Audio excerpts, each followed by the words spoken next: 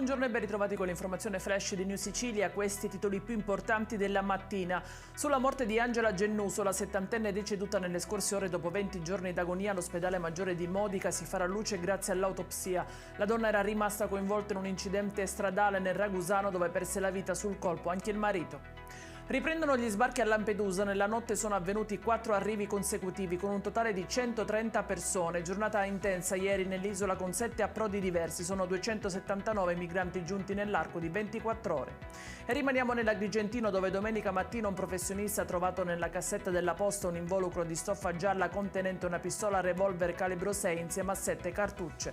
L'arma con la matricola Brasa è stata confiscata dalla polizia, avviata un'indagine. A Sciacca si indaga invece sull'uccisione di 2 cani randaggi. Gli animali sono stati trovati morti nelle campagne tra Guardabasso e Bordea. Sulle carcasse dei 2 cuccioli erano presenti colpi di arma da fuoco.